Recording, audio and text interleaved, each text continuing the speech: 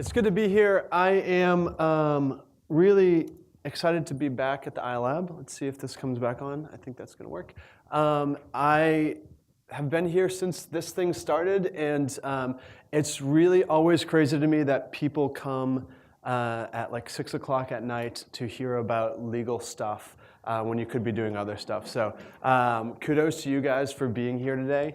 And by show of hands, who in the room would kind of consider themselves a social entrepreneur? Okay, and then who would be an aspiring social entrepreneur? Some people are raising their hands on both. I get that. We're going to talk about some really cool, what I think is really cool stuff tonight, which is thinking about how do you set your business up to ensure that you're actually achieving the impact that you want to achieve. We're going to try to do it in a way that keeps you awake. That's goal number one. And goal number two is that you walk away with some real tangible information. I started down this journey probably because, in the same way that you guys are here right now, because I was curious. I was curious to understand how do you blend profit and purpose? How do you do that in a way that actually makes sense? As a young lawyer, I was also a young social entrepreneur. I started my law firm and started a social enterprise at the same time, which is kind of crazy to try to run two startups at the same time. But when I was doing the social enterprise, which was a fashion brand that was employing survivors of the commercial sex trade in Southeast Asia, what we found was that finding answers to legal questions in this gray area between profit and purpose was actually pretty challenging. So we're working with some of the best firms in the world and couldn't get really any interesting answers other than these kind of templated answers. So that made me start to scratch my head as a young lawyer to say, like, well, maybe that should be a part of what I think about. And so that's what I do every day. For the last 7 years, I've been running a law firm that works exclusively with social entrepreneurs. That's all we do. So we've had an opportunity to work with hundreds of social entrepreneurs over the years and help them think through this particular question of structure, which can be a little bit more challenging than just a traditional for-profit or a traditional nonprofit. So today, we're going to take a journey together. We're going to look at 7 different legal structures, 7 different potential legal structures. And we're going to understand kind of how they could be best used by the criteria of formation, capitalization, taxation, and management. So we're going to kind of have these 4 rubrics as we move through. So I say let's get started. Let's dive in so that we can actually kind of get out at a reasonable hour tonight. I think you guys know this is a 5-hour lecture, right? So we'll kind of zoom through this. We won't zoom through this. We'll actually take our time and walk through this. But one of the things that's really important is to have interaction with you guys during this talk. So as questions come up, please raise your hands. Here are some guidelines for what types of questions are appropriate. The types of questions that are not appropriate is, can you tell me exactly what to do with my business? The types of questions that are appropriate are questions that will help illuminate a point for everybody else in here. So if you have a filter, when you're thinking about how to ask a question, just think, hey, is everybody else going to be more smart for knowing the answer to this question? If the answer is yes, please ask that question, because probably 3 other people are thinking about that. If the answer is no, we can talk later. How's that sound? Is that a deal? Okay, cool. So if you remember nothing else from tonight, I want to start with this one point. There is no proper legal structure for social enterprise. There's no one structure that works. Form follows function. In the same way that a good architect doesn't just say this is what the building is without understanding what's happening on the inside, a good lawyer in this space will think very deeply about kind of the operations of the organizations before trying to give a diagnosis as to which approach would make sense. So tonight we're going to look a little bit into that, but just know that there's not one answer that's going to work for everybody here, and that's an okay thing and that's a good thing. That's why there's a bunch of opportunities on the table. So whenever I'm working with social entrepreneurs, I like to kind of start with a series of questions. The first question is, how do you define success? And it's pretty interesting because this field, social entrepreneurship, is a very broad term. People define success very differently. There'll be some people that will say, success for me is that everybody in a certain region in Southeast India is within 20 minutes walk of clean water. right? So that could be one answer in the social enterprise spectrum. Another answer would be that we have a $100 million exit within 5 years. Both of those ends of the spectrum can be found within social enterprise. Both the profit motive and the purpose motive kind of sit side by side in social enterprise, and that's what makes it unique. So I like to start by asking this question, and you should start asking your question if you're thinking about how to structure, is what actually is success? What's that moment whereby me and my colleagues are sitting around in our little office and are popping our bottle of champagne and pouring it into like paper cups because we just did something amazing? Like, what's that moment for you? And that will kind of start you down the right path. And it will start you kind of understanding how you personally, as an organization, value profit and purpose in relation to each other. And there's no judgment call on that. I think that there is in the do-gooder world, an idea that necessarily the idea of making a profit would be something that would be dirty, or you shouldn't really talk about. If you're doing it, you should probably try to hide it. I personally don't believe that. I think it's a great thing. I think profit is awesome. So when you're asking that question to you and your team, be open, be honest about what your goals are and how you define success. The second question I ask is, what is your business model? I think this is probably one of the most important questions that can be asked in this whole process, because I think that if you answer this well, it will get you down the path very quickly to understanding what structures would be on the table for you. In my years of working in this field, I think that I've come to kind of learn that there are basically 3 different big business model types in the social enterprise world. The first is profit, purpose, tension. Profit, purpose, tension. Profit, purpose, tension is a model where when you're doing the good that you're trying to do either socially or environmentally, as you're pursuing your purpose, your profits are negatively impacted. So there's a negative correlation between the purpose that you're creating and the profit that you're trying to drive. Oftentimes, beneficiaries are a part of the supply chain in this. So a good example of this is any buy one, give one model, right? So if you're doing the giving and that's your good that you're doing that at the cost of some potential profit that you could be making, right? So there is a negative correlation between profit and purpose. Does that make sense? I'm seeing some heads nod, great.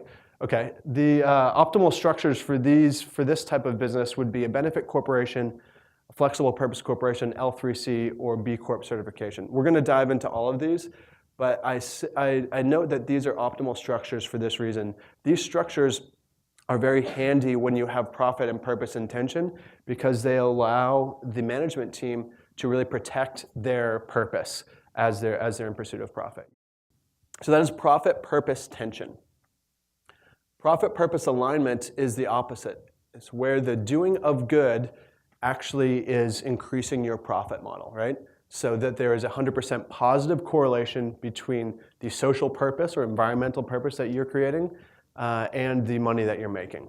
Oftentimes, the beneficiaries are the customers in this sort of business model. It's a win-win scenario. A great example of this is Indigo. Indigo does off-the-grid solar in sub-Saharan Africa. Their social purpose is to try to give clean energy to those that otherwise would not have access to energy in sub-Saharan Africa. So the more of these solar panels that they put on houses, the more they're achieving that social and environmental goal, but also the more money they're making, right? So these two are not in tension, they're actually very much aligned with each other. In these sorts of models, there's less of a power struggle between investors and management as to what decisions should be made. And there's more alignment of, yes, let's get more of those on the roof so that we can make more money and do more good. So optimal legal structures for this are not necessarily geared around trying to protect that social purpose in such a hardcore way. So you could probably think about kind of classic models such as corporations, LLCs, but oftentimes there are companies that are doing this still choose to think about these emerging legal structures like the benefit corporation, or L3C, or the flexible purpose corporation. So that's profit, purpose, alignment. Does that make sense? Okay. And then lastly, there's kind of the decoupled model, where profit and purpose are completely decoupled from each other. For the purposes of this conversation, this is probably going to be a classic what you'd think of as a classic nonprofit. where there's a third-party payer that's coming in. It's not the beneficiaries of the service or the good are not paying for that service or good. So it's any classic nonprofit that you've ever raised money for, right? That there is the money being raised is linked to the development team going out and raising money and not necessarily to the impact that's being created. An orphanage would be a great example of this. Digging wells, usually a great example of this. So this is the decoupled model. So for this, you're probably going to find yourself in a nonprofit legal structure if you're a social enterprise. Yes? Is the nonprofit structure then just not a social enterprise anymore? It's just a nonprofit? Or are we considering nonprofit to be a subset of social enterprise? My take is that social enterprise, I'm very tax status agnostic. It can happen in a nonprofit form and it can happen in a for-profit form. There are a ton of innovative nonprofits, I actually think like Charity Water, that are really putting some really smart, innovative business models into trying to create that change in a decoupled model. So, yeah. Yes? Can you explain how Warby Parker fits under the profit purpose tension? A part of Warby Parker's business model is, by the way, Warby Parker is this company. They don't sell mustaches. They actually sell glasses, which she's wearing, and they're lovely. They're known for kind of their style, their direct-to-consumer brand, but what they're less known for is that they distribute a pair of glasses for every pair of glasses that is bought. So that pair of glasses that's distributed, and actually the way that they do it is they actually donate to a partner nonprofit called Vision Spring to actually make that distribution happen. That is money that's coming out of their bottom line, right? They are taking, that is a negative, that is an expense that's lowering their profit margin. So that's why the profit and purpose are in tension. Yeah. Now there's a lot of arguments to be made of like, well, does this overall help their brand actually grow bigger? And so maybe it's a help. I'm not taking that into account in this particular kind of business model conversation. So those are the three business models. And I bring them up because if you can identify yourself as one of those business models, then you've taken yourself one step down the path. And primarily what you've done is you've taken some options off the table. So it's easier to make a decision between 3 options than it is to make a decision between 7 options, right? So that's why I start with this, because you, as you're thinking about your particular enterprise, you may find yourself in one of these buckets or another, and you may say, well, then I need to pay really close attention to these 3 legal structures, because those are going to be the ones that are most relevant to me. So on a show of hands, for the entrepreneurs in the room, who would find themselves in the profit-purpose tension model? Okay. And then who would put themselves in the profit-purpose alignment model? All right, popular today, very popular today. Decoupled? Couple, okay. Cool. So you know what to pay attention to. So here we go, legal structures. We're going to dive into all 7. We're going to go from, on the one end, we're going to go from the classic corporation. On the other end, we're going to go all the way to the nonprofit, and we're going to talk about everything in between. We're going to start on the end that is more heavily motivated by profit, and then we're going to end on the other end of the spectrum, which is more heavily motivated by purpose. And in the next however many minutes, we'll walk through it together, we'll journey through it together, and we'll come out on the other side being much smarter. We ready? Let's do this. Okay, let's start with some historical context. From the kind of classic corporate mindset, most people perceive the purpose of a corporation to be that its goal is to maximize shareholder value. That means make as much money for the shareholders as possible, be as profitable as possible, and that is for many commentators, perceived as the only purpose of a corporation. So this is kind of traditionally where we've been and what most people perceive to be the truth. And there's a lot of, if you're familiar with this debate, I'm not going to get into this debate right now as to whether or not that actually is true, but we'll just say that this is the standard default setting that a company exists for one reason and one reason only, and that's to make money for its shareholders. And so we'll start with the corporation, which is kind of primarily seen as that entity that does that exclusively. I want to start by saying The corporation was a huge innovation in its day. It helped the Industrial Revolution happen. Before the corporation existed, every organization was a partnership. So if you and all of us were in a business together and something happened with our business and there was some sort of lawsuit against us, they could go after any of us individually and say there was one rich person in here that had deep pockets. They could sue them for all the losses, and everybody's whole personal fortune was up for grabs. So that was a scary thing. That made you think like, hey, I have to be pretty careful about going into business, and it limited the amount of people that were actually interested in starting businesses and limited the amount of people that wanted to put capital into businesses because they realized that they could be liable for anything that went wrong. So the corporation was pretty interesting because it allowed for a large groups of people to amass some wealth to create these big manufacturing plants that would kind of fuel the Industrial Revolution, and primarily did something that was really interesting and innovative at the time, which was created a shield of personal liability. So that if you invested $100 in a company, you could lose that $100, but you couldn't lose your whole family's fortune. And so that was a pretty cool thing to help get capital into organizations to do stuff. That was a pretty unique innovation. So I don't want to bad talk the corporation at all. It's done very well in a lot of ways. And now I want to tell you about kind of a couple of features. One, how it's formed. Two, how it is capitalized. Three, how it's managed. And then four, how it's taxed. So the corporation. In order to form a corporation, you have to do a number of steps. You file the articles of incorporation. This is a sheet of paper that you file with the state that you're filing in and saying, dear state, us three would like to form a business. And they say, oh, if you do it right, they just stamp it and say, sounds good, and you're in business. Forming a board of directors. The board of directors in the corporation and a lot of the rest of these entities have the final legal say. So they are kind of where the legal buck stops. They have the highest legal authority in any organization. And they can delegate that authority down to officers and managers, but the authority starts with the board of directors. Yes? For a startup, how many people should be on the board of directors? Yeah, that's a great question. I've seen one, and then I've seen more than one.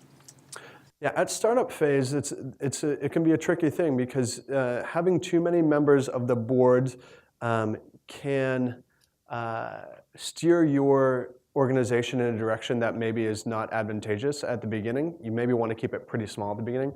My general advice is keep it as small as you can at the beginning. You could, I mean, some people just do one, that's fine, but like, if you're a solo entrepreneur, you probably just want to be the only person on the board if you can do that. There are co-founders, pretty much every co-founder is probably going to want to be on the board. So keep it as small as you can to begin with because you want the flexibility to try to figure out if your company actually has viability. And then from there, typically as you're raising further funds of financing, you'll add probably one more member of the board per each round. Is generally how it works. Drafting the bylaws. The bylaws are like the operating system of the company. They tell management how decisions are made, how the company should be operating. They don't say what they're doing, but they say how it's going to work. So this is how voting works. This is how power sharing works. This is how people roll on and off the board, like the very technical kind of administrative stuff of the organization. You have to hold your first board meeting, and then you have to issue stock. Stock is just a certificate saying that I own a certain portion of this company. As far as management goes, as I mentioned, the board of directors is the highest legal authority, but they oftentimes they delegate their day-to-day operation down to the managers or the officers of the company. And then as far as management goes, in a corporation, it's a little bit more formal than some of the other stuff we'll see. There's regular filings that are required and regular fees that need to be paid, of course, with your annual taxes as well. As far as taxation goes, the default setting in a corporation is what's known as double taxation. What that means is that a dollar that flows into the company is taxed at the corporate level. And then once it is distributed out to an owner of the company or a shareholder of the company, it's also taxed at the personal level. So it's taxed twice, once at the corporate level and once at the personal level before it hits your pocket as a company owner. So that's known as double taxation. That's the kind of default setting for a corporation. And there are kind of ways around that to file differently, but that's kind of the default setting. As far as capital goes, capital means like how do you get money to start and run your business, to get things going. And you can raise capital in a corporation in a number of different ways. One is equity. Equity is giving money, so in return of getting the money as an entrepreneur, you're giving away a portion of your company. Debt is in exchange for receiving the money, you are committing to pay it back at a certain time with a certain amount of interest rate, as any loan a loan is a debt instrument. And then lastly, PRI. I'm going to leave PRI a mystery for now. You're going to see it popping up from time to time. We're going to make this crazy cliffhanger that's going to be resolved towards the end of the talk. So I know you guys are on the edges of your seat right now, but you're just going to have to wait. I'm sorry. So PRI potentially is also an option in a corporation. An example of a corporation is this small little company called Google. Have you guys, anybody heard of them? Yeah, Alphabet now, actually. Yeah, good point. I need to update the slide. They're a little startup in San Francisco, and you keep an eye on them. I think they'll be big someday. Okay, so I want to move next to BCorp Certification. BCorp Certification, this will be the only time I will speak of something tonight that is not a legal structure. So BCorp Certification is not a legal structure, but is a voluntary certification that any business, regardless of their legal structure, can choose to go through in order to, and what the certification is about saying that I'm a business that is both socially and environmentally responsible. So that this is like a good housekeeping seal of approval for sustainable business. It is like the organic certification of business. It is not a legal structure. So, it's a voluntary certification, as I've mentioned. It can be applied to any legal structure, and what it's primarily for is to be a publicly facing identification to the consumers to say that this is the type of company that we are. These are the values that we operate on. A company that becomes BCorp certified gets a seal that they can put on something. It's a Helvetica capital B inside of a circle. And you guys may start to see that more and more on products. It's kind of becoming a little bit more common. It differentiates good companies from companies that just talk about being good. So you could imagine a multinational coffee company, we'll say based in Seattle, that has a pretty big marketing budget, that likes to tell the world how much good that they're doing in the world. And you could imagine a local Cambridge coffee shop, right?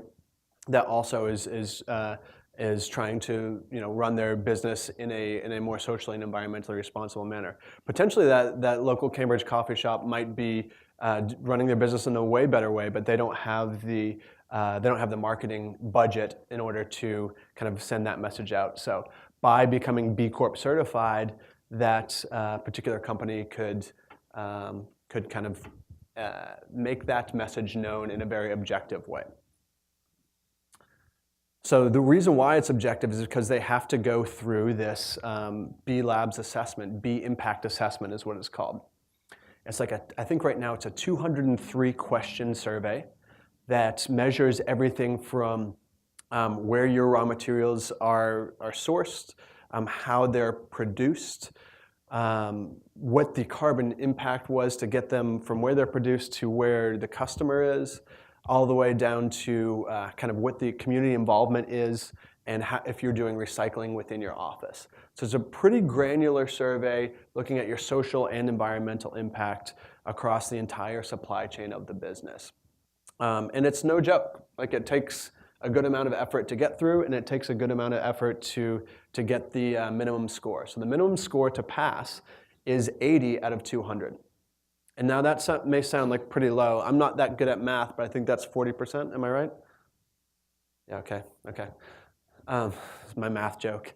But don't think about this as kind of like the English test. If you brought a 40% home to your parents on an English test when you were in like high school, they would be really disappointed. That's a failing grade. think of it more like a batting percentage. Does anybody remember the last Major League Baseball player to bat 400? Ted Williams. Yep. Little hometown crowd. Ted Williams, playing for the Red Sox, was the last person to bat 400, and that was what year? 41. It's been a while. So it's a hard goal to hit, and you can think about that metaphor as you're thinking about kind of the goal to hit this standard for B Corp certification. You have to pass this assessment, and then secondly, you have to change your organizing documents to say, to the extent that the law allows, we're going to pursue not only profit, but also social and environmental performance. So that is the language that needs to be inserted. Yes? If you get that certification, is there any tax benefit automatically? There's no tax benefit for B Corp certification. Great question. And I think probably 27 other people were thinking of it. So good question. So this is what, when you become B Corp certified, you have to put a report out every year. And the report is going to look a lot like this. So it shows the company. It shows kind of the four major areas: governance, workers, community, and environment. And it shows your overall score as well as what you scored on each of those. Etsy is actually a really interesting company because their story was they barely squeaked past. They barely got an 80 on the B Corp assessment whenever they first did the assessment. And what they realized is they thought that they were a socially and environmentally conscious company. But after doing the assessment, they realized that they just kind of thought that when you actually looked at how they're performing, they weren't really living up to their values. So what they did within that year was they created a B Lab, they created a B Corp hackathon day. And everybody in the company just worked on that one day on thinking about how they could improve their B Corp score. So they broke into different teams to work on different areas, and the best ideas got pitched, and they kind of like a business plan competition. The best ideas went forward, and they were actually able to bump their score up pretty significantly by that next time that they were assessed to, I think they had like a 25-point rise, which was a pretty big rise, and they were the biggest riser of that year. So it's great because not only the external stuff that it does for the consumers, but it also allows you as a business owner to actually assess, like, we say that we're about these values, but how do we know and how are we measuring them? So this gives you actually a management tool to measure off of. Yes? I have just a few quick questions. So can you be a B Corp and another, like a corporation as well, two at the same time? And the other thing is with this chart, so it looks like there's, if you indicate the median score and the company score, does that hurt against the batting average example that you've described, and that people may view this as, okay, maybe 80 is sort of, I'm seeing that maybe as an average, maybe it's getting 81 isn't that good when I see other companies with more than 100. And the third question is, I'm curious, like from your experience, how do investors look at companies that have a B Corp stamp? Mm-hmm. Is that something that really generates a lot of talk or positive public perception? So the first one is this can work in any legal structure. So that's the answer to the first one. I didn't understand the second question. I can talk about the third one, which is, it's a new certification. Investors are still feeling it out. I think actually Etsy is a really interesting example. Even though I put this deck together a long time ago, they actually just went public. So they're the first B Corp certified U.S. company to go public, and their stock price seems to be doing okay. So we'll see how that holds up over time. But there was a lot of talk. I was actually talking with the CEO of Etsy at a dinner a couple weeks ago, and he said it did come up in the roadshow as to whether or not this focus on social good was actually helpful for the company. And his argument would be that it actually is, yeah. Yes? Is it recognized worldwide? If I'm like looking for fundings abroad, people will know what it is? Is it worldwide? Yeah. It is in Europe, South America, and North America right now. I don't think it's anywhere else yet. Good question. Yes? What's the purpose of a certification? Just to self-assess?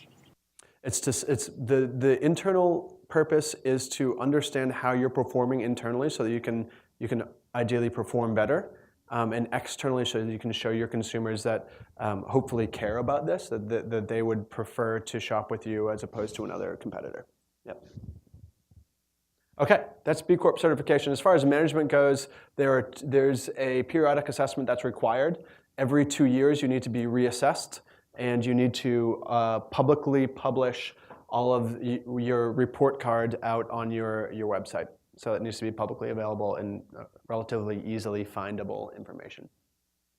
As far as taxation, it totally depends on what your legal structure is.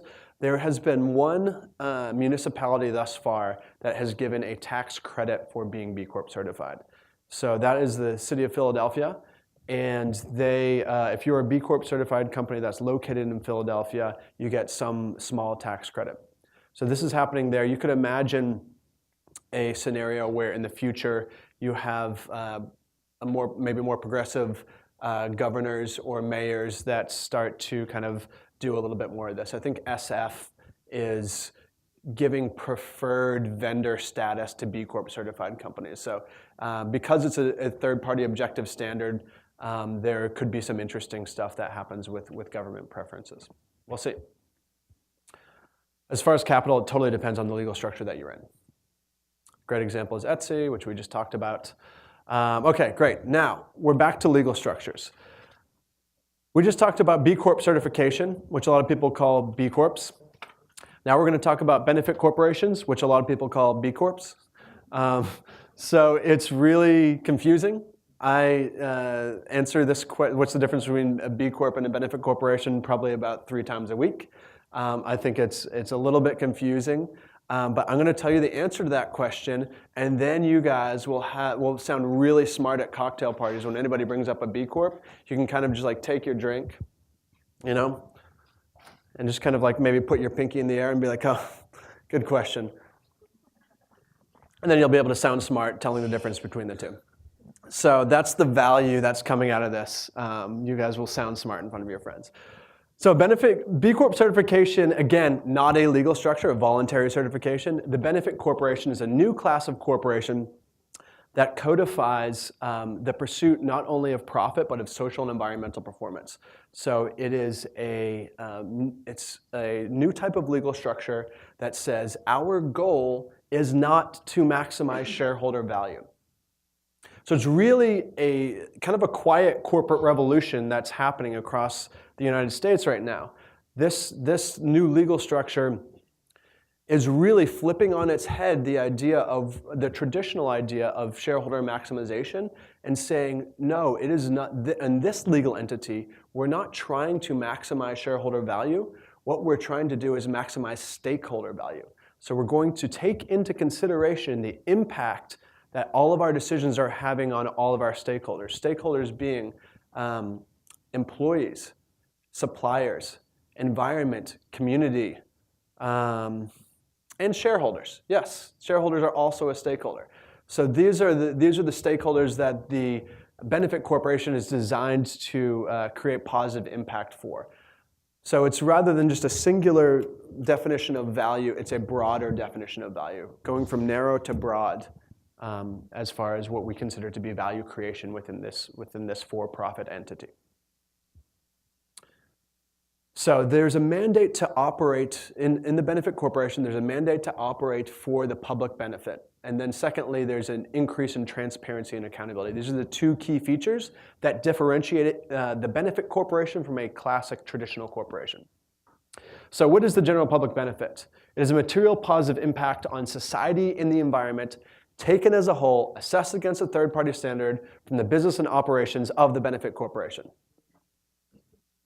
Pretty clear, right? Yeah, it's not clear at all. It's just like a bunch of jargon thrown together with some commas. So somebody just shout out, like what jumps off the page to you when you read that? Positive impact. Third-party standard, always a popular one. What else? Environment. Yeah, like each of these clauses is pretty densely packed with meaning, and I'm going to give you my best attempt at trying to unpack that for you to give you an idea of what these clauses actually mean. So I'll start with material positive impact on the society and environment. So what is clear from this clause is that this particular type of corporation, this benefit corporation, is codifying triple bottom line accounting. Does anybody know what that means, triple bottom line? It means that you're operating for people, profit, and planet, that you're thinking about social and environmental impact as well as financial impact. So it's clear that both goals, both social and environmental goals, are codified in this. Assessed against, but what is the material positive impact? How do we know what a positive impact is and what is material? Material is measurable. Positive impact is totally in reference to some objective standard. So this objective standard is the third party assessor in the benefit corporation. I'm going to talk about that on the next slide, so just put a bookmark in that, and we'll talk a little bit more about the third party assessor. But the point is that there's a material benefit as measured against an objective third party, not measured internally, or not measured in a subjective way. And then from the business and operations of the corporation taken as a whole. The way I read this is, look, there are going to be some businesses that are a little bit more environmentally, have a stronger environmental performance than social performance, and there's going to be some that have a stronger social performance than environmental performance. The benefit corporation doesn't say you have to be perfect on all of those or need to be best in class on both of those.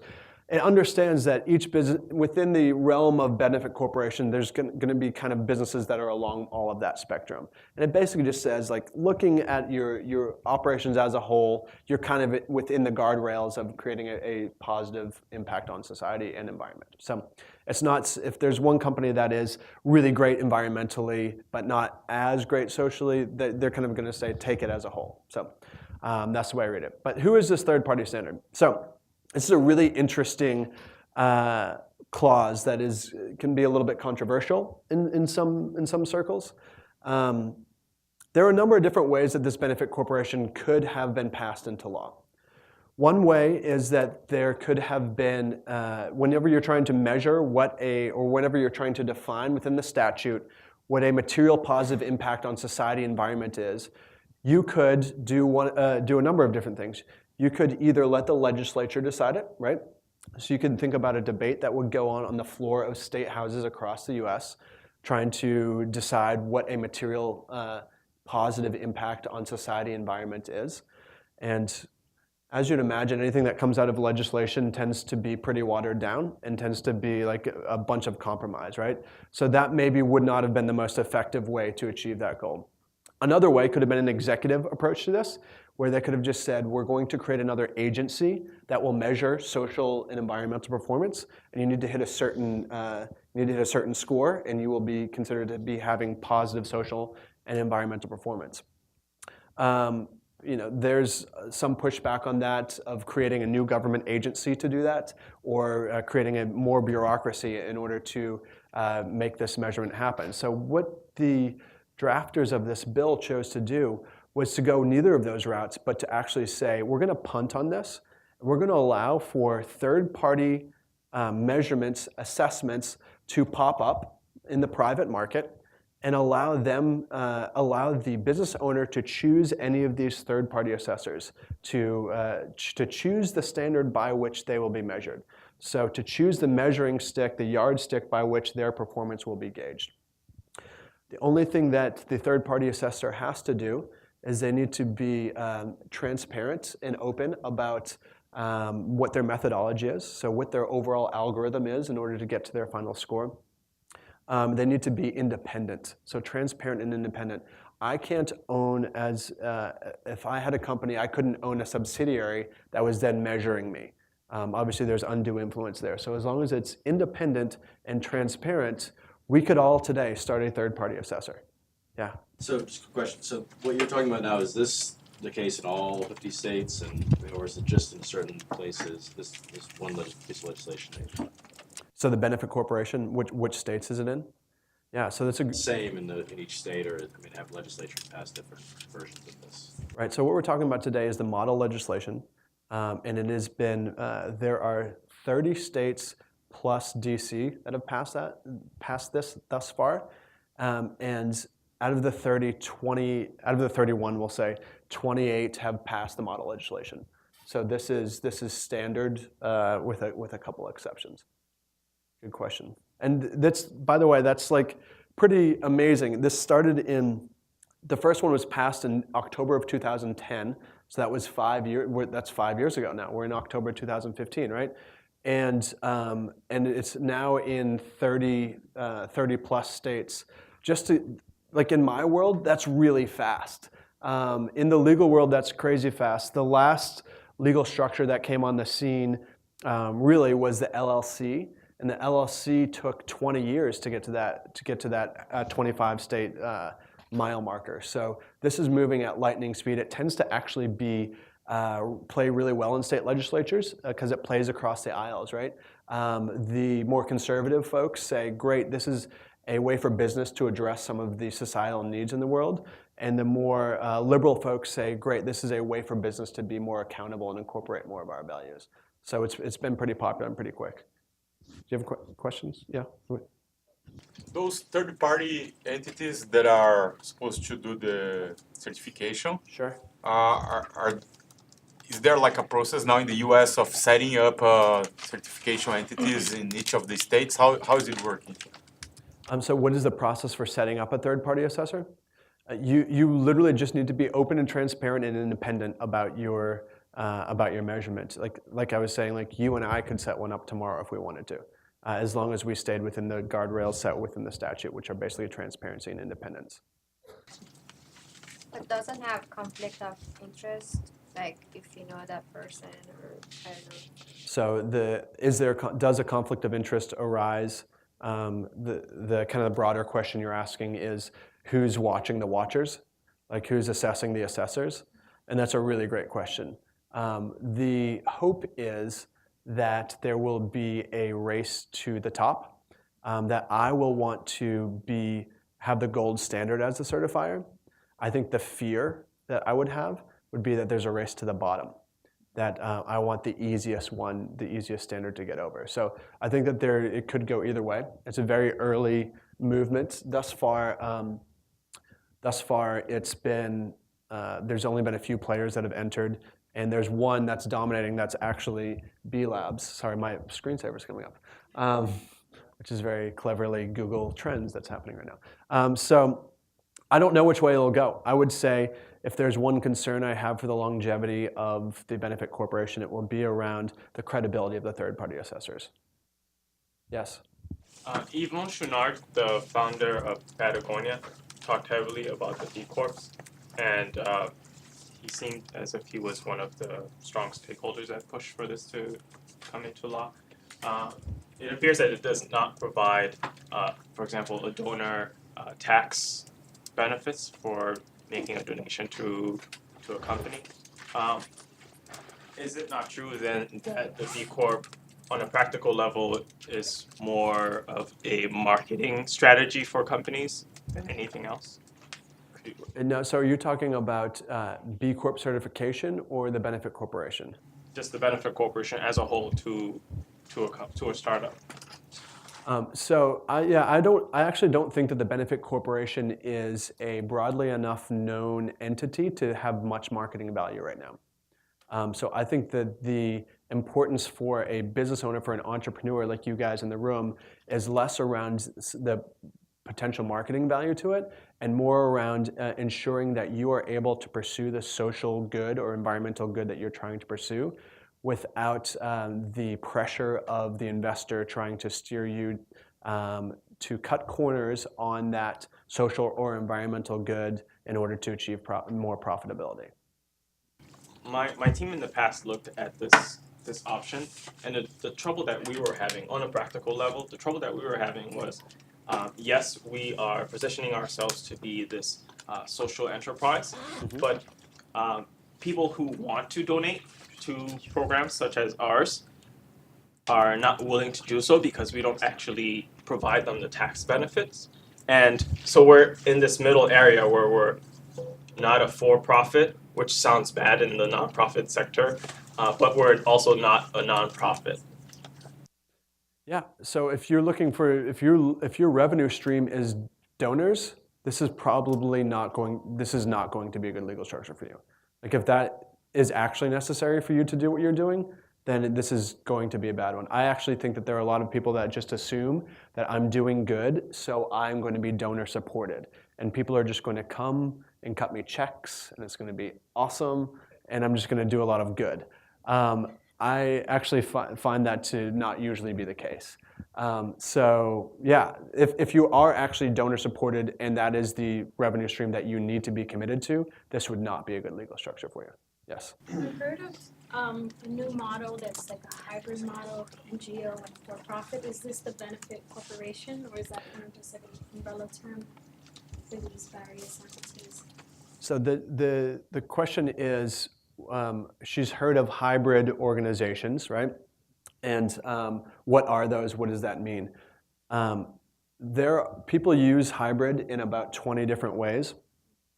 The most kind of true and correct legal definition of hybrid would be that there are two actual organizations that are somehow in relationship with each other that are working together to achieve a certain goal. A lot of people call these new emerging legal structures like the benefit corporation and a couple other that we're going to address today hybrid organizations. And I think they're just not being specific enough. And to them, they're kind of like, well, it's kind of like a for-profit and kind of like a nonprofit, so we'll call it a hybrid. I would reserve the term hybrid for when there's a dual organization structure. So this is what we'll call these newer legal structures as the emerging legal structures rather than hybrid legal structures. Yes? So you said this for donors may not be good, but how about for grants? Grant is still a donation, yeah. I mean, if the foundation is a more classic foundation, they're probably not going to give to this, although we'll discuss that in a little bit. Okay, let's keep it moving. Third-party standard. So every benefit corporation is required to pursue the general public benefit, but they also are allowed, they're optional, this is permissive, to also state a specific public benefit. So above and beyond just operating socially and environmentally, I want to pursue a certain goal. A classic example of this might be that I have a fulfillment center, that I'm running in a socially and environmentally responsible way, but I want to hire formerly incarcerated people to run that, right? So a social purpose above and beyond my generally operating in a socially and environmentally responsible way is that 100% of my labor force will be formerly incarcerated people. Does that make sense? So this is an above and beyond goal. This is optional. Benefit corporations don't need to do this. They're allowed to if they would like. Yes? So just to clarify, your public benefit cannot be your main operating procedure. Like a recycling company, that recycling can't be my public benefit. So if you're a recycling company, can recycling be the specific public benefit? I don't think that there's a reason why it couldn't be.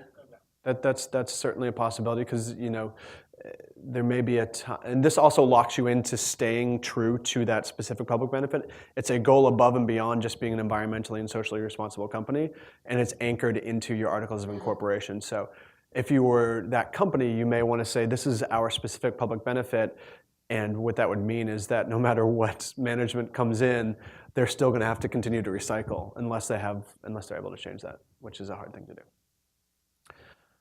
Okay. So that's the shift in purpose, and then beyond that, there's a transparency and accountability element to the benefit corporation. And that transparency is around an annual benefit report that has to be filed every year. This report shows the scorecard of how you performed relative to this third-party assessor, and it has some other narrative elements to it as well that vary state by state. It has to be filed 120 days after the close of your fiscal year, and it has to be publicly available. In some states, you need to file that with the Secretary of State.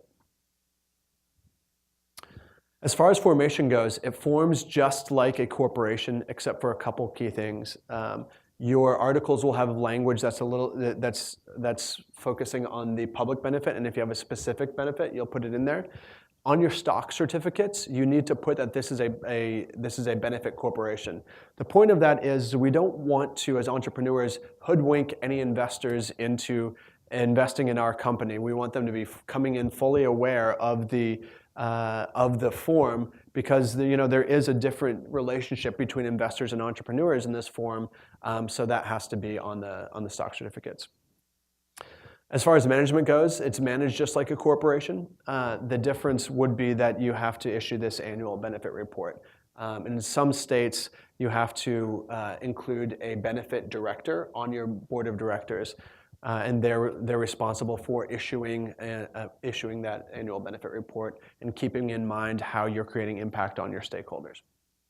That's not required in all states, although I do think it's actually a pretty good best practice, even if it's not required in your state.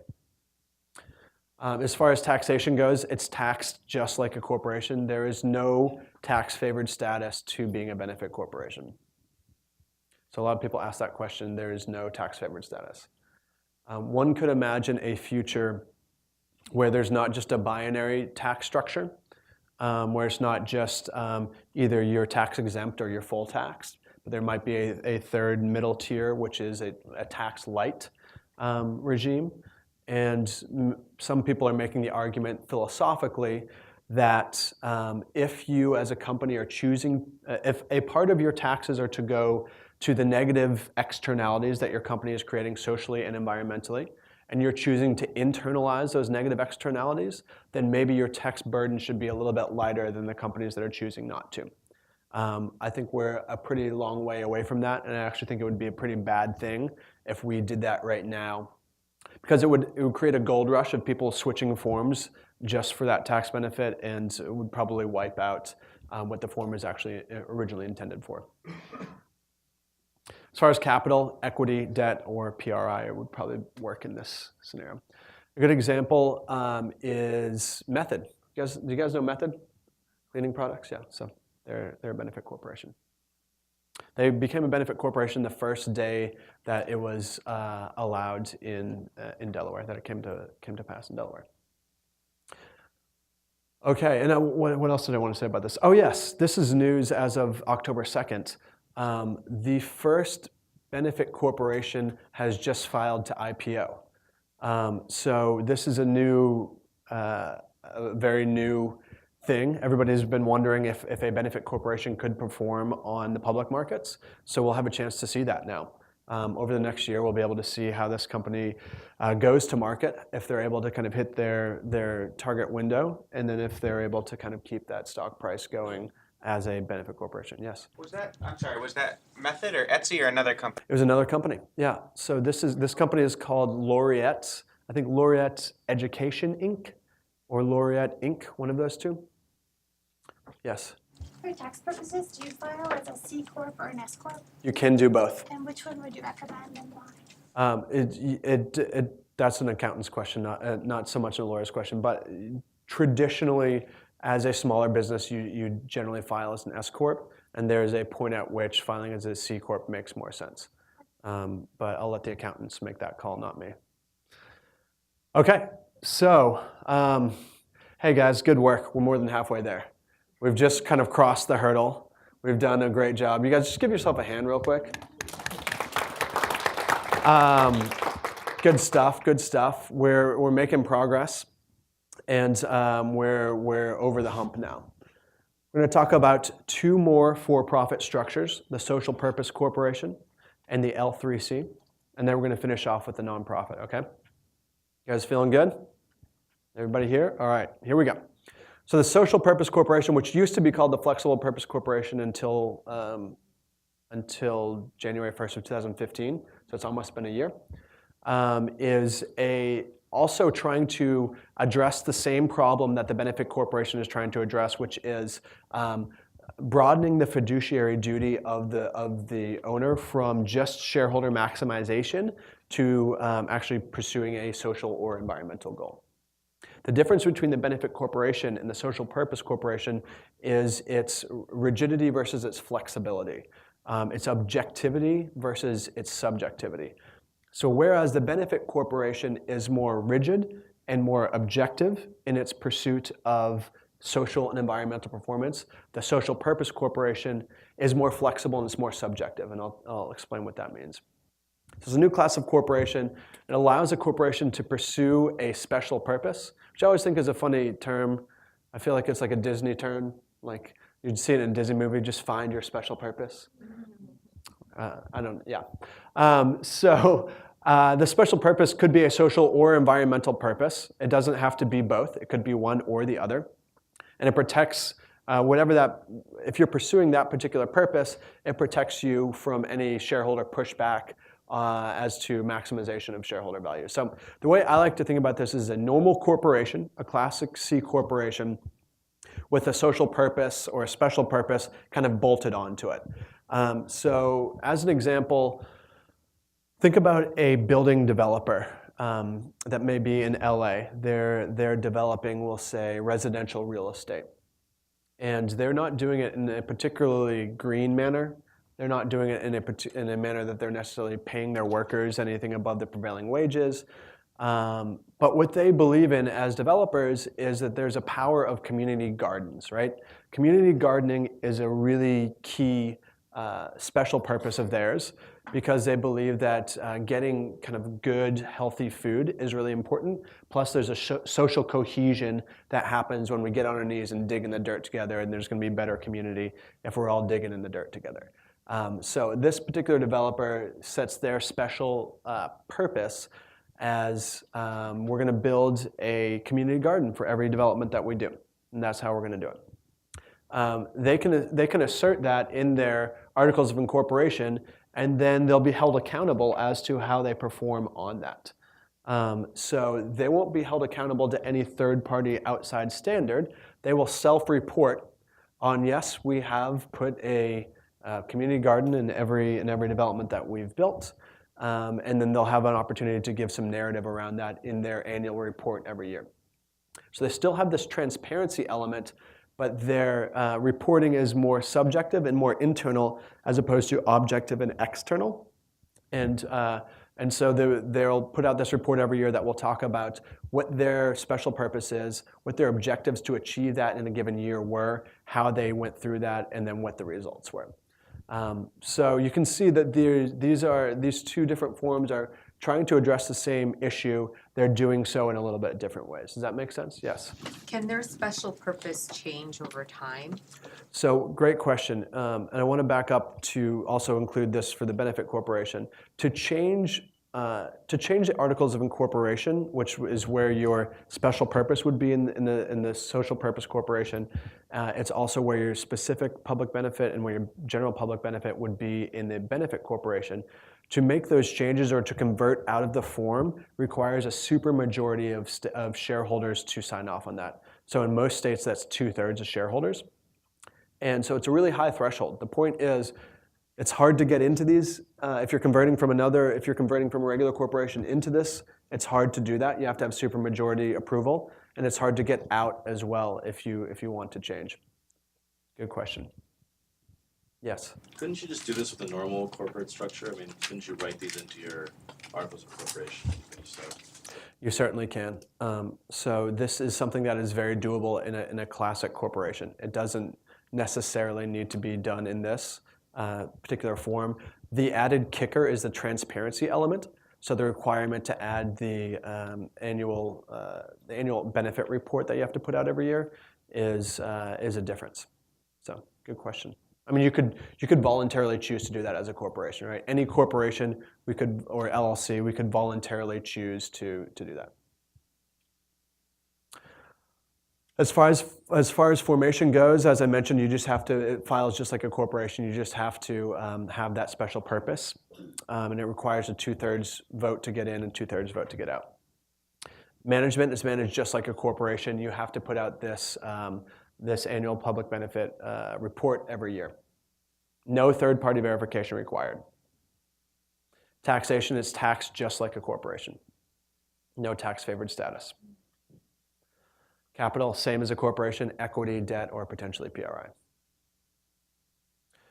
Okay, I'm going to zoom through the LLC because this is the most common kind of legal structure, and it is people know most about it. The only thing I want to say, the LLC is a limited liability company. It's generally known as the kind of most flexible to manage, easily managed, and the most favorable tax treatment of any of the legal structures. Because rather than this double taxation, which is getting taxed at the corporate level, then getting taxed at the personal level, it's called flow-through taxation on LLCs, where you only get taxed at the personal level. For that reason, most small businesses in the US use this. LLC is by far the most popular legal structure. The only thing I will say that I think is really relevant to keep in mind if you ever become an LLC, you may want to cut corners and save costs on a lot of things as you're doing a startup. One thing I would not kind of try to save money on from the legal perspective is your operating agreement.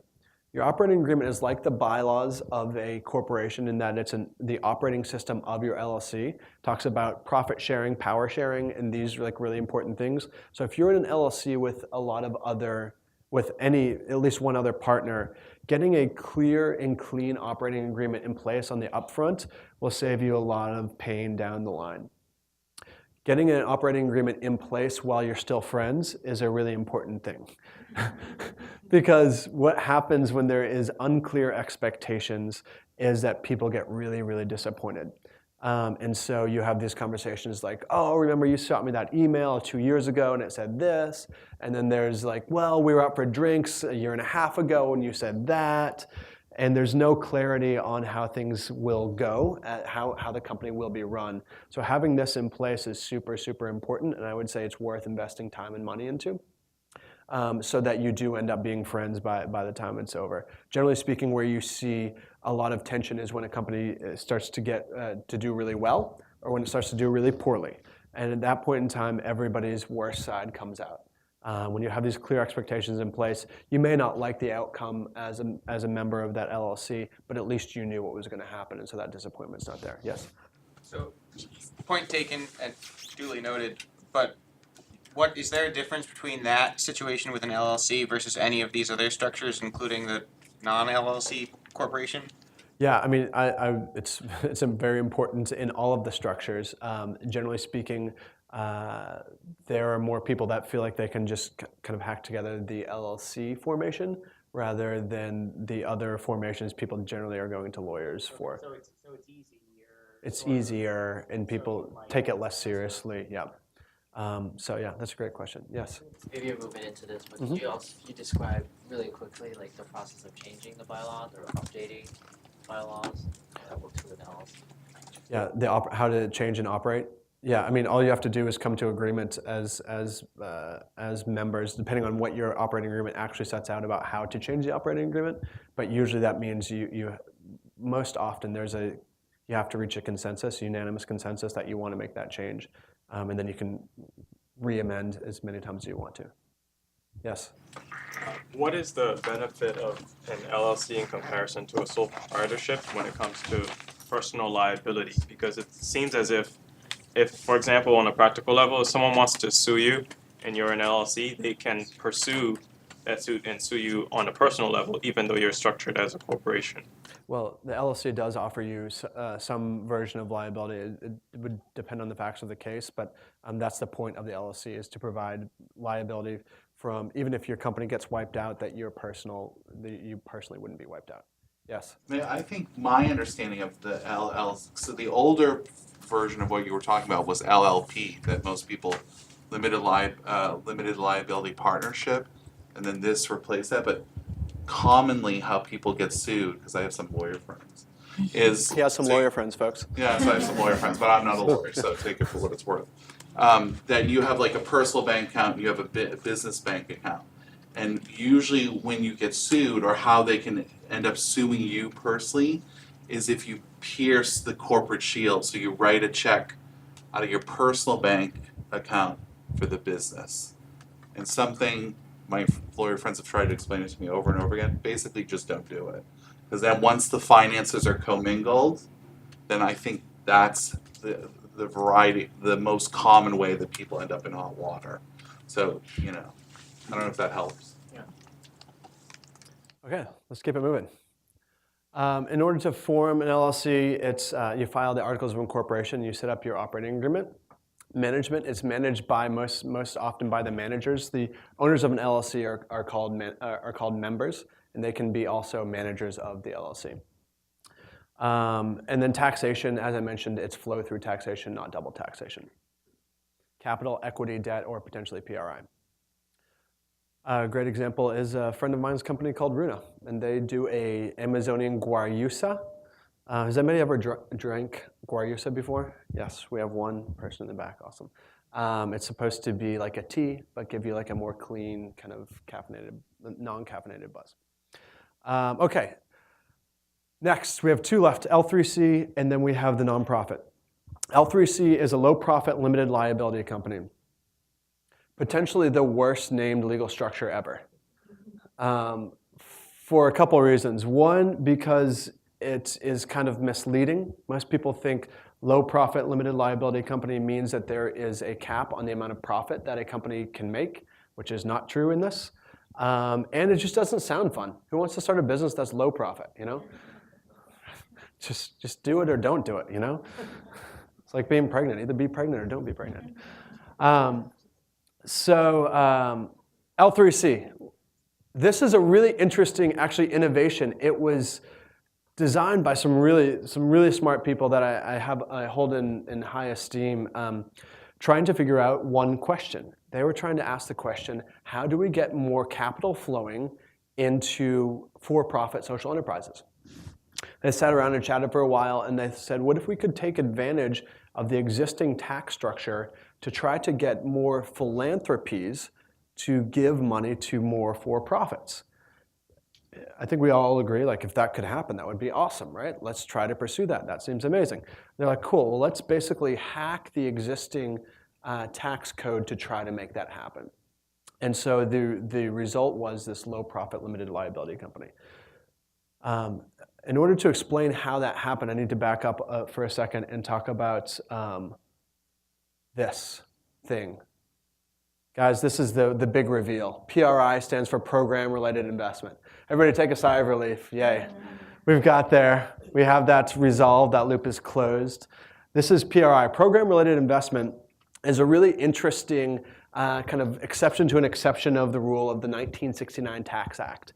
So in general, as a foundation is giving money out of they're mandated to give 5% of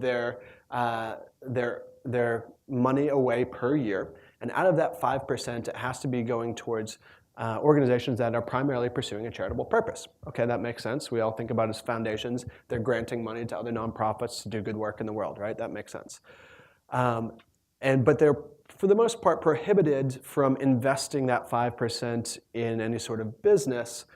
So you don't really want that 5% going to like trading pork belly futures or like looking at the like fluctuation of oil prices or something like that. You generally want it to be going to the good.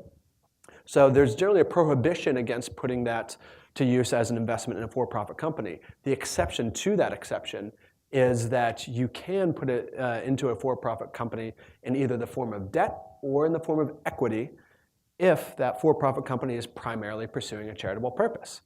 And so this is where the bright idea came from. What if we created a legal structure that would always be known as a legal structure that was primarily operating for a charitable purpose? Then that would unlock all this program-related investment and allow for philanthropic capital to come into the for-profit social enterprise space. Sounds great, right? The reason why this PRI hadn't been used that much up to this point in time is because the actual transaction cost to do PRI is really high. There's a lot of uncertainty around what is considered charitable purpose in a for-profit company. As you'd imagine, that sounds like a murky thing. And so what foundations generally do is they hire outside counsel or get an opinion letter from the IRS, basically resulting in about 6 months and about $60,000 of investment in order to understand if they can make this investment. So it's a high transaction cost.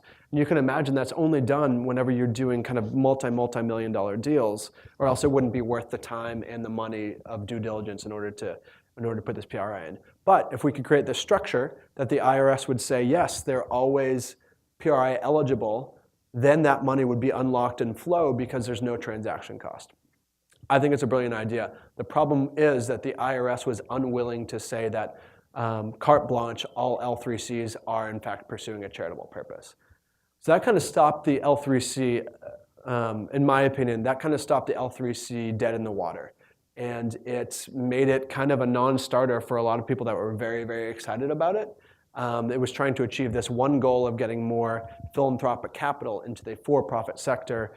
And because the IRS was unwilling to say, to give its blessing, it didn't happen.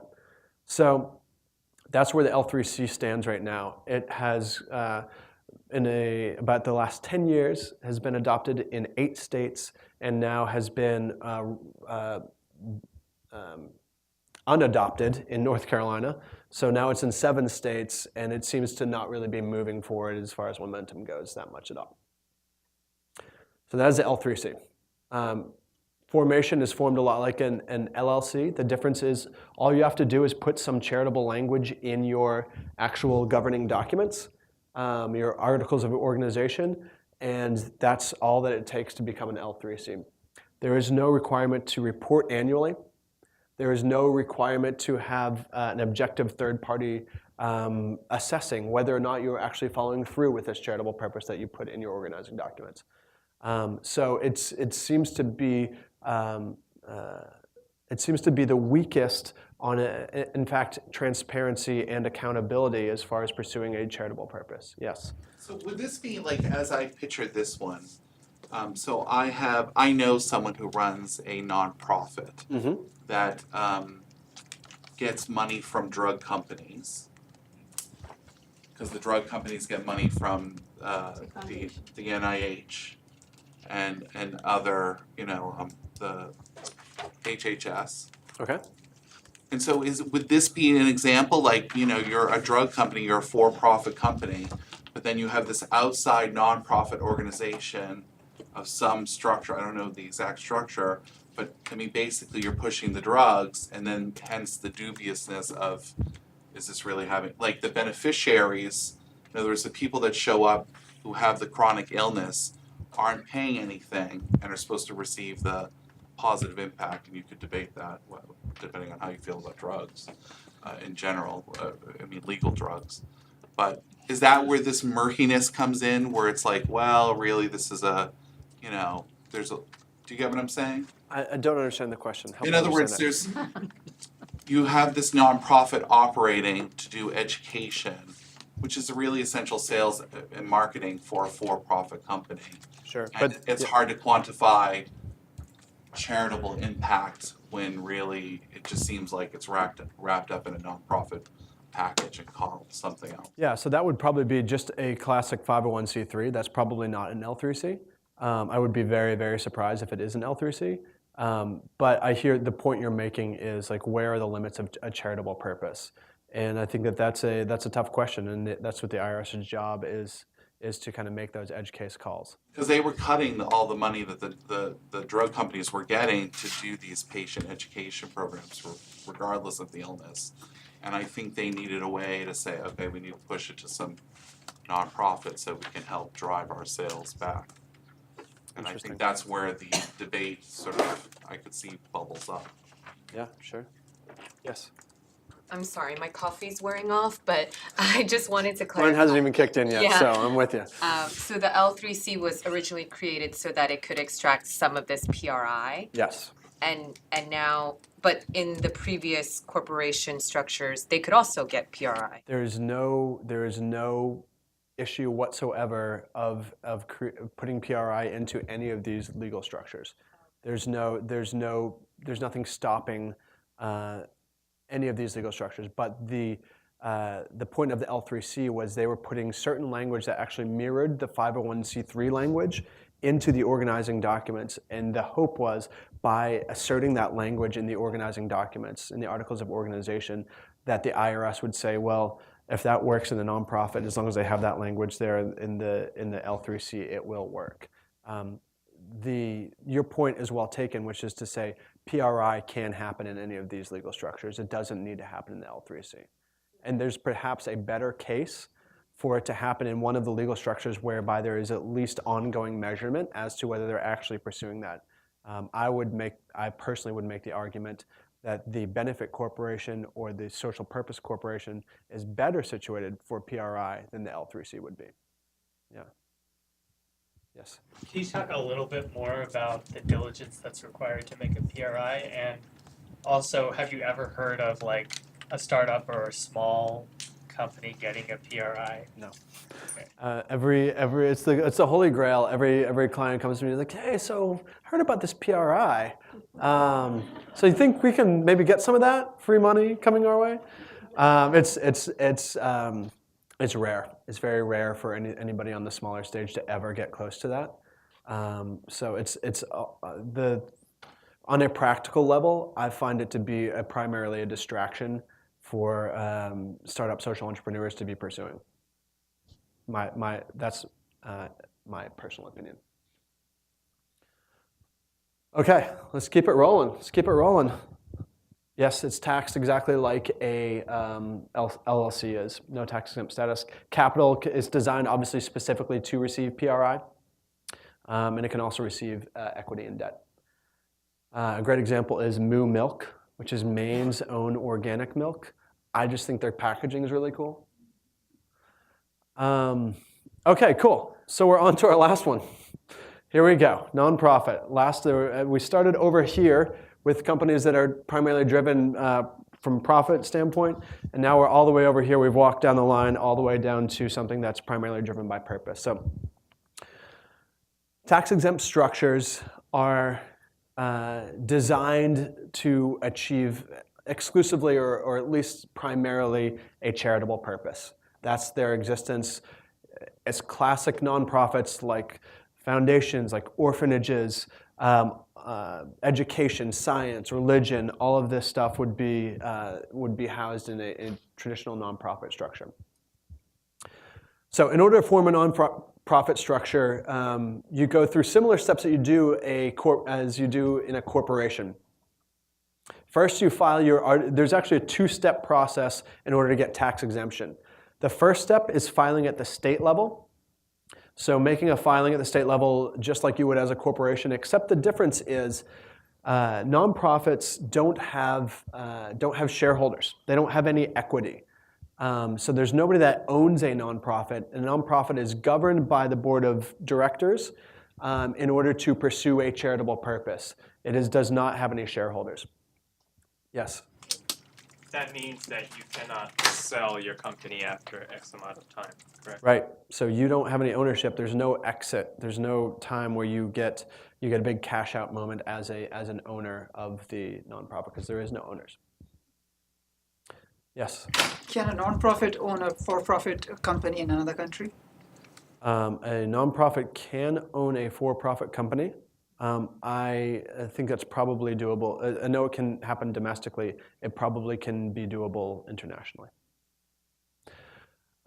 So you file it at the state level and become an organization. You form your board, and you get things rolling on a state level. And then you have to file the 1023 application at the federal level. This is an application that's pretty lengthy. Typically, it takes a while to put together. You know, I'm filing one this week, and it will be probably a 60-page, 70-page document by the time it's done, and it's filed to the IRS, and the IRS takes a while to process those. Right now, the wait time is about a year from the time that you actually turn it in until the time that you actually get your letter of determination. Oftentimes, there's a couple cycles of questions that go back and forth. It's a very resource-intensive startup process, so it costs a lot. And it's a very lengthy process, so you have to wait a while. They don't want to make this tax-exempt process easy because it turns out, I don't know if you guys have heard, we're kind of running a deficit right now. The way that the government, both state and federal, make money is by taxing. And so it's in their interest to kind of keep the amount, or at least ensure the people that are getting that tax exemption are actually worthy of it. So it takes a while. Yes? How hard is it to change elements of it once you've been approved in the 501c3? So if you're, as you evolve, your mission shifts a little bit or whatever, how hard is it to change that? And at what point do you need to apply for a new one? Yeah, it's not a you can't pivot as easy in a nonprofit as you could in a for-profit. Once your pivot takes you outside of the charitable purpose that you've kind of originally asserted, then you're risking losing your tax-exempt status. So it's not only that it takes a long time, that there's a lot more regulation, but you have a lot less flexibility in a nonprofit than you would in any other legal structure. You're kind of locked into pursuing that purpose. And so that's why the drafting at the outset needs to be done pretty well and pretty thoughtfully in order to both be narrow enough but have enough flexibility as you grow to kind of ensure that you'll be able to stay within that mission. Yes? So which company a non-US citizen can open? Non-US citizens can be involved in all these companies. There's different processes for the way that happens. Good question. As far as management, oh, go ahead. So I kind of had a question about capital. Mm-hmm. Maybe this is not the place for it, but you can tell me if it is.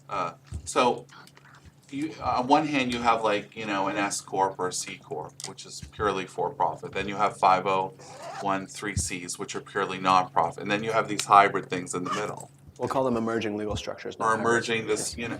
So again, my friend who started a nonprofit didn't understand. He's got a lot of friends. Very friendly guy. Who had Ann Romney speak, so that she's got a big nonprofit at her event. Put a bunch of money in her nonprofit. I'm imagining it's a 501(c). I always thought that. I didn't realize there was these other structures. Yep. But then, so she was a business owner, in a real estate agent. That was her gig, which she still does. Paid taxes on that money, both as a business owner and personal taxes. Dumped a bunch of money of her own money in the nonprofit, and thought she could get it out, and then didn't realize that once it hits a nonprofit bank account, and she's still trying to finagle this, that she had to pay taxes again, even though it was her own money. It was completely crazy. So here's my question: given that was the other polar, you know, you have the for-profit and the nonprofit.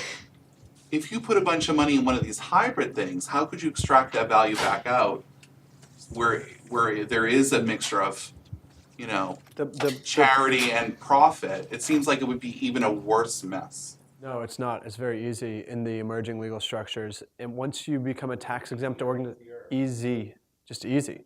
It's compared to a nonprofit legal structure. So once when you have a tax-exempt status, once you put an asset into the organization, it is theirs, and it's called an asset lock. You can only buy that out. Say it was a piece of property, you could only buy that out at fair market values. What structure? In a nonprofit legal structure. Once you put an asset into a nonprofit legal structure, there is something called an asset lock. So it is you can't get it out unless you're buying it back out at the fair market value. It's not crazy. It's not. Yes. Would it make sense to do a nonprofit if your beneficiaries are generating the revenue for your organization? Your beneficiaries are generating revenue, meaning they're your clients in some way. Yeah. So there are a lot of. We'll actually get into that right now. I think this is a good transition point. What's that?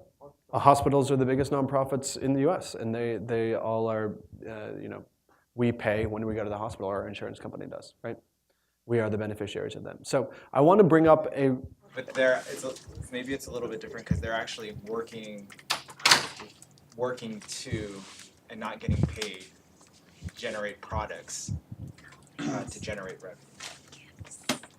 I'm missing. So working with incarcerated young people to generate products that would then be sold. I don't know if that's different from like where they're receiving the services versus actually contributing. So this is a good question. This is a really good question. And it brings up a really interesting question for nonprofits that are social enterprises, because generally speaking, a lot of the nonprofits that I work with are revenue generating nonprofits, meaning that they're not supported in whole. They're not wholly supported by outside donor funding, but they're also generating their own revenue. So I think right now would be a good time to talk about that since you're bringing it up. I want to tell you a story about a macaroni monopoly, okay? So in the 20s, there was a little school down the road from here, a little ways, called NYU. You guys, anybody heard of it? Okay. It's no Harvard, but it's a decent school. They were running a school, and actually they were really innovative in the way that they were doing a school. They were actually the first school to be a school for the children of the merchant classes, for the middle classes. Before that, it was all basically aristocracy that would go to college. So they were pretty innovative, and for different times, they've tried different business models. At one point in time, their business model was free education. And so as long as you could get in, it was free, which is pretty amazing, right? And they were creating really high quality education for this merchant class, this emerging merchant class. Alongside that, they also began to own a few macaroni factories. And they were able to make some money on that. And they were able to operate those macaroni factories at the advantage of being a nonprofit. So that there are two advantages to nonprofit status. Most people think about the advantage of nonprofit status as you can raise money, and that money is personally deductible from the people that donated it, right? That's what we immediately think about. But also on any of the revenues that you generate, those are also not taxed. So you can think about this macaroni factory, and they're operating at, we'll say the tax rate is 10%. They're operating at a 10% advantage. So they could either lower their prices by 10% and have the same profit margins as their competition, or they could keep the price the same and have a 10% higher profit margin than their competition. They started doing really well because of that. And then they started gobbling up they just started buying one by one all the macaroni factories, and they became known as the macaroni monopoly because it was really hard to get macaroni in the US. And when I say macaroni, that means like spaghetti and like what we think of as like macaroni and cheese noodles. It was really hard to get a noodle in the US without it coming out of their factories. They own like this huge percentage of the market share. And that was great. They would take that money and put it into the education, and that macaroni was putting a lot of people through school and giving a really high quality education for them. What that sparked was a law called UBIT. UBIT is unrelated business income that is taxable. So what this means is if your income does not derive from your charitable purpose, if it's not derived from the charitable purpose, then it is taxable in the same way that any other income is. So NYU's charitable purpose was education. That had nothing to do with macaroni, right? There's no correlation between education and macaroni at all. So any of this, after that ruling came down, any of the revenue that was generated from this from a revenue stream that was not coming out of the charitable purpose was taxed at a regular rate. So then they became less competitive, and they ended up selling off their assets eventually. But this raises a really interesting question for anybody that's running a for-profit or a nonprofit social enterprise. There is I want to tell you a story of another small little startup called the Girl Scouts. You guys heard of the Girl Scouts? So they sell cookies. I don't know if you guys have heard about this. My favorite are the Samoas. Is that right? Samoas? Samoas, right? And they're amazing, right? They're so good, in fact, that they, whenever Girl Scout season, cookie season is on, like Nabisco's quarterly earnings dip because people are choosing to buy Girl Scout cookies and not buy Oreos, right? Or Chips Ahoy, whatever it is. And so they, the question is whether or not that income is taxable. Does anybody want to guess what the annual earnings on Girl Scout cookies per year are? Millions? Anybody want to put a number to it? 30 million. Who wants to go higher or lower? Higher. What do you got? 125. Whoa. Who wants to go higher or lower? That's the top. Nobody's willing to go higher. Unfortunately, you guys, way underbid. It's 1.1 billion if you put it all together. 1.1 billion generated from girls going around selling cookies every year. Does that mean like almost every family bought like 3 or 4 boxes? 'Cause there's like You do the math. You do the math. There's what 300 million people in the U.S. You know, it's a lot of cookies. A lot of office workers having stuff pushed on them. So the question is this income taxable or not? And that was raised with the IRS because it's a significant amount of money, right? And what the Girl Scouts said was, thank you so much for asking. We actually, one of the 6 pillars of our purpose is to help women become entrepreneurs, female entrepreneurship. And so they said, we're not selling billions of dollars worth of cookies. We're running a female entrepreneurship training center. And it happens to net out at $1 billion. Don't worry about that. The purpose is really our charitable purpose, which is that we're training female entrepreneurs. The IRS said, great point. We believe that that is true. And none of that $1.1 billion is taxable. So the point I'm trying to make with this is if you are trying to generate revenue in a nonprofit, you need to think about that very long and hard as you're setting up the nonprofit and ensure and work with somebody that knows what they're doing to ensure that your activities are going to flow from that charitable purpose. Otherwise, you'll find yourself with a lot of revenues that are taxed as opposed to untaxed. Yes? Considering that, like NYU could have adopted a different strategy against the IRS. For instance, revealing how they incorporate the macaroni business into their business teaching for like their students, or even changing their charitable purpose and including macaroni. Yeah. We're primarily a macaroni institution, a macaroni education institution. It's hard to go back and do that once you're getting audited. So you're not going to win on that. But it's a great point. You need to think about that on the outset. You need to think about that on the outset. Yes.